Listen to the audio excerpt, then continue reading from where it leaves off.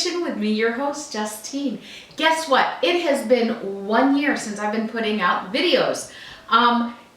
So the first videos I put out last time were for Cinco de Mayo, and we're heading up to Cinco de Mayo again. So I'm gonna do a bunch this week. Just keep an eye out for my videos.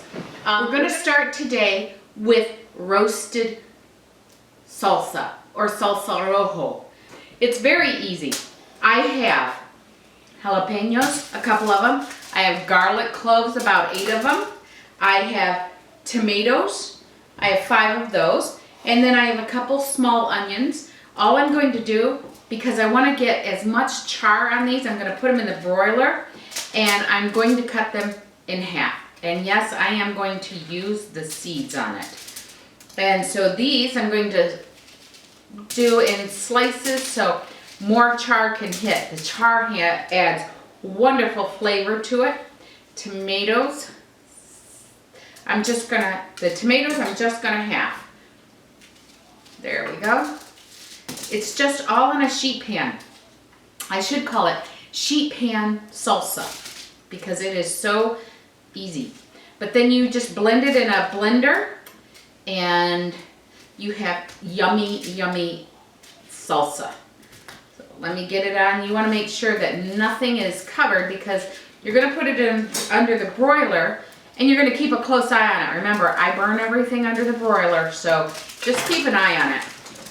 All you have to do is add some olive oil, a little bit, add some salt, and add a little pepper, and then just go like this. Get everything done. And by the way, this is how I make my verde salsa, which is the green salsa, but I use tomatillos. And then I just put them in there. I like my tomatoes to be flat so the skins can be roasted. There we go. As you can see, this is all on a pan. How can you go wrong? These ingredients, 4, so good. We're gonna add a couple more afterwards, but oh my gosh, you could do this and then just do cherry tomatoes, cut them up smaller, and put it on pasta, put it in rice. Make sure you have sides, because this is going to make the juice of the tomatoes and everything are gonna start coming out. If you just do it on a flat sheet, it's gonna go into your oven. That's why I said you can put this on pasta or in rice, and if you cut it up smaller, and you have something wonderful. My mouth is watering right now. So all I'm going to do is put this in the oven.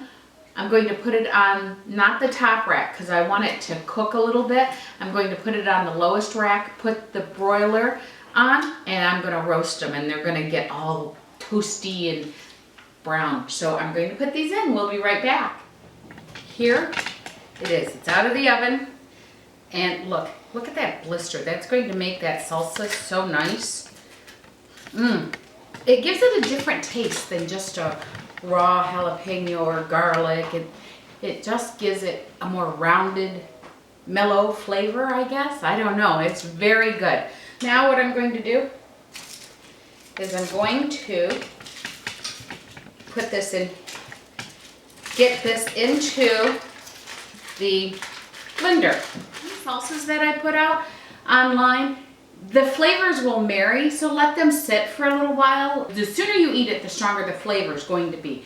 The flavors marry together and it becomes such a lovely, lovely cacophony of flavors.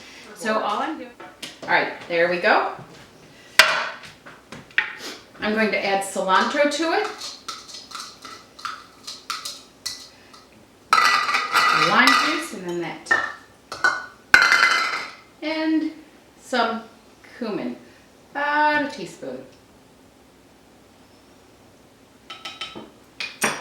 And I'm going to, because I already salted it, so I'm going to blend it and then taste to see if it needs salt. There we go. Now I'm going to taste to see if it needs any salt. No, but it is a spicy salt. It does need a little salt. And it is a spicy salsa.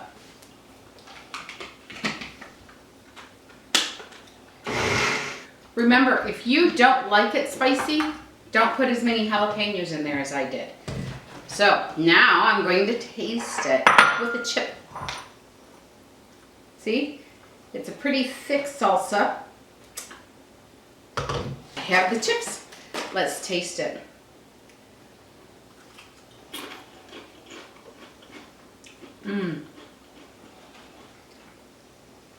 For being in the oven, those tomatoes for only about 15 minutes, it gives it such a cooked flavor.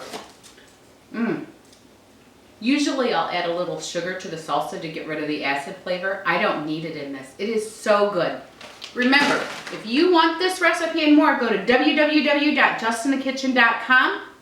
Also, go to YouTube. Subscribe. There's going to be a little button. It's a bell. Make sure you ring that bell because then they'll be giving you all these new recipes. So, happy Cinco de Mayo. Enjoy. Thank you for the year that you've given me. I really appreciate all your comments, all your following, everything. God bless. Bye-bye.